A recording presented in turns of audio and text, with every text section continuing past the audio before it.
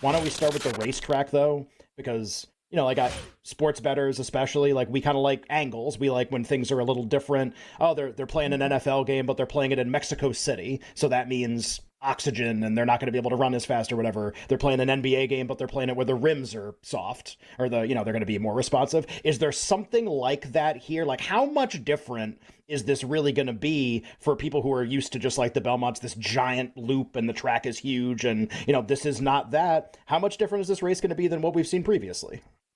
It is massively different, Ken. And it's a great point. Like, Belmont is the largest racetrack in the U.S. It's a mile and a half around. That's why the Belmont is run at Belmont Park, because you've got the test of a champion one time around the track at a mile and a half.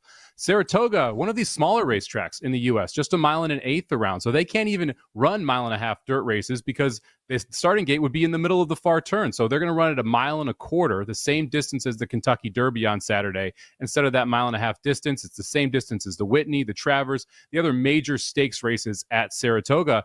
But that's one of the reasons we got such a competitive field here. With 10 horses and the mile and a quarter distance, they all know they can get it. We've seen them run in the Kentucky Derby. We've seen them run in other races here that have already traveled this mile and a quarter distance. We wouldn't have nearly this many horses at a mile and a half. It also plays differently than Belmont. We've consistently seen speed do very well in the Belmont.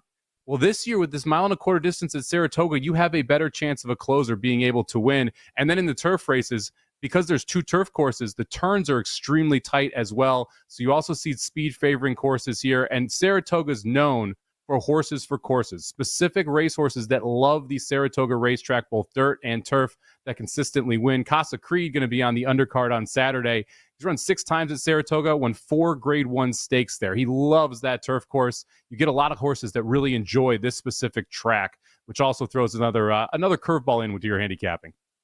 I used to live like 10 minutes walking away from Belmont, and like I liked Belmont. For people that have never been to Saratoga, this is like Disney World for degenerates. I think like it should just be in Saratoga moving forward. Saratoga, if you've never been there and you like this show, you are guaranteed to love going to Saratoga during the summer for a horse racing weekend. Mike, let's get to some of the bets, the handicaps, and how you see the race playing out. I always love asking you this question. So Belmont Stakes, right? And Sierra Leone's the favorite. The Derby winner, Mystic Dan, the Preakness winner, sees the gray in this race as well. How do you see the Belmont Stakes shaking out? Conceptualize it for us, and who ends up winning? I think we're going to see quite a bit of pace. And this is the interesting part. So you've got Seize the Gray on the rail, went gate to wire in the Preakness. That was a surprise. I wasn't expecting Seize the Gray to get out front. I expect he's going to have to show speed from that inside post. And the real wild card in this race, all the way to the outside, a horse named Mindframe, wasn't even planning to run in this race until we saw Fierceness scratch. And Rapoli, the same owner as Mindframe and Fierceness, decided, hey, I want to have a horse in here. We're going to send a really untested horse. He's only run twice. He didn't face very much. Now, he's stomped everybody that he's faced, but this is a big-time class jump. He has been a speedball as well, so he's going to want to go from the outside. And the 6th Dornock also wants to show speed. So I expect we're going to have 3 horses out there vying for the early lead. That should make it a very, very fair race. I don't think any of them are going to be able to get loose and get an easy pace up front. Should set up for some of the horses that are coming from off the pace. And that leads us to the favorite here, Sierra Leone, 9-5 on the morning line right now. The 9 horse has a very good shot of winning this race. I'm going to pick him on top, not the horse I love to bet because of the price, but the horse that I think is most likely to win. He's got a big chance to be able to roll from off the pace, get a better setup than he did last time out in the Derby, and also has significantly less traffic trouble. When he's coming from the back, he's only got to pass 9 horses. He doesn't have to pass 19 like he did in the Derby. That should make a difference. And they actually changed the mouthpiece as well. If you remember the Derby, he lugged in badly. So there's an equipment change that should give Flavien Prat a little more control over him down the lane, which should help him straighten out and I believe, hit the wire first here.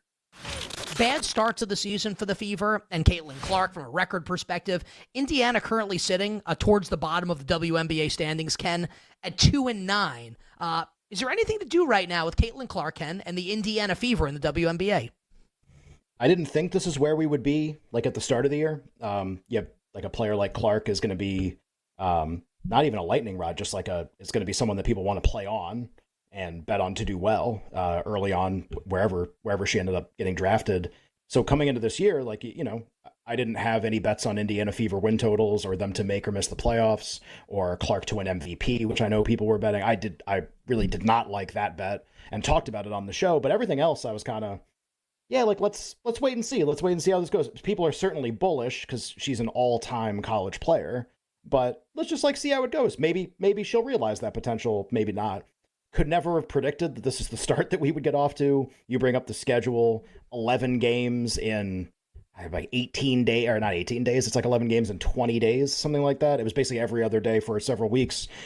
This is not typically how the schedule for the WNBA is for most teams. Vegas won the title last year. They had played half as many games over that period of time. They played 6 until they played last night and won. It's one of the reasons I think why their best player is playing so well right now is a lot of time off to get ready for every single game, even though they got injuries to deal with. So the Fever play a ton of games. Y'all know what happened in some of the games. She's getting hip checked. It's a firestorm. She plays poorly because they are on an insane fatigue and they lose to the Liberty by 40, basically. Non-competitive in the game. They played a bunch of games where they've been non-competitive so far this year. So what's happened is their original projection, and look, that was a big guess by the market. Like we're all guessing. None of us knew what this was going to be when you put Caitlin Clark with Aaliyah Boston, who was last year's Rookie of the Year. 2 really young players, not a lot else. What does that mean? What does that equal? And the market for the Fever going into the season was like 500. They're going to be like 500, and which I think is like an okay guess because it's basically like, I don't know. You pick over or under 500. Like, what do you think it's going to be? And maybe that was a little bullish, and maybe we should have had lower expectations.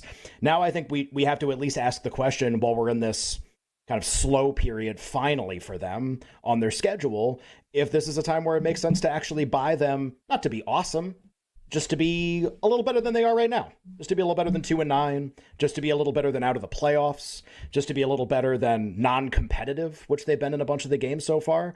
And I think you kind of have like a ready-made case here only by looking at the schedule. So we mentioned the 11 games. Nobody else played that many in that short of a time. We also can say, all right, well, let's look at the schedule ahead.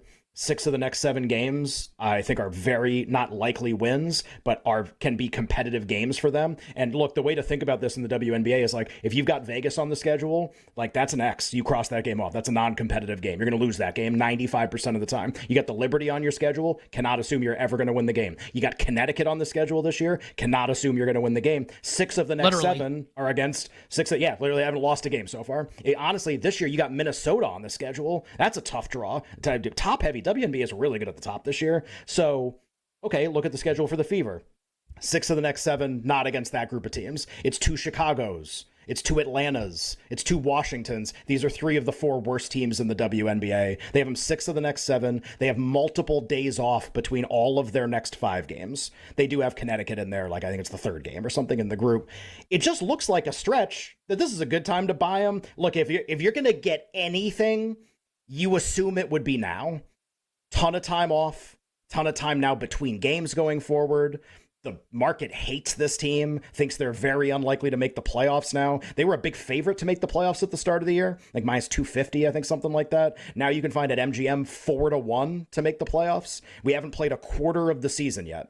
Also worth noting, and I'll be curious how this impacts things too.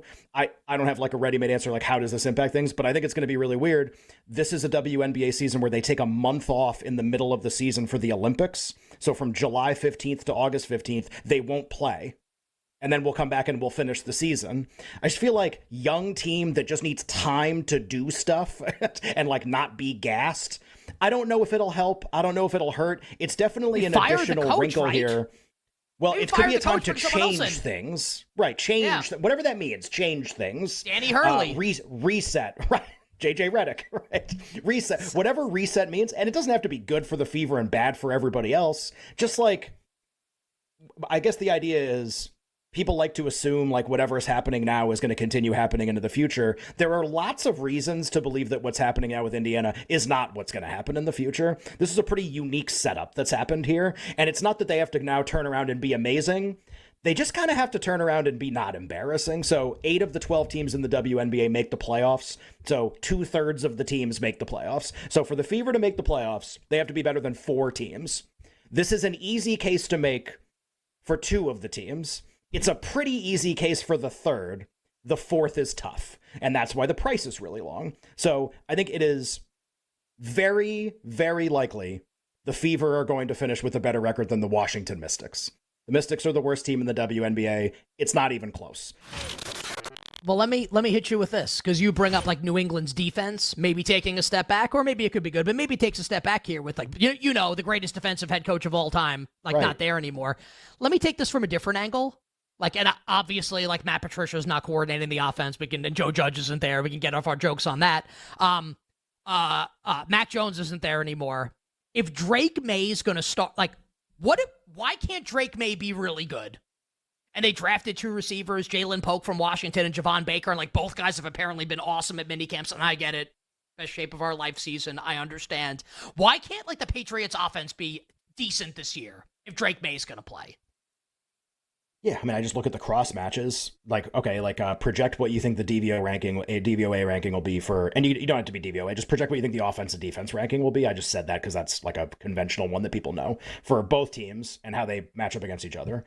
Bengals will have a tremendous advantage in this game with their offense against the Patriots defense, and the Patriots might have a small advantage with their offense against the Bengals defense because it was dead last. So, like, again, like, why does that a below average scoring game? Why is that combination a below average scoring game? If Drake May starts, it definitely throws a little bit of a curveball of just, well, he's a rookie at start 1. He could just be awful. Like Brissett, it's almost like, would you rather bet the over with Brissett or May? Not, because it's not a ceiling conversation, but you need it in this game, though. It's not like the first 4 weeks. How many points are they going to score? You need it on the road in the first game. I don't know if it's May just in this game. Like, I know what you're saying about he can be good and all this stuff. I don't know. I'd almost rather bet the over with Brissett in week 1. Although I know what you mean. Like, there's just more. There's just more volatility. There's more to go one way or the other. But that was my first thought when I looked at it. Is I think we all think the Bengals are going to have a really good offense this year. Now, there's a difference between 1st and 10th. Like, they could be anywhere on that spectrum. But I think we all expect it to be really good. Burrow's going to we know he'll be healthy for this game probably, unless the preseason goes awry in some way.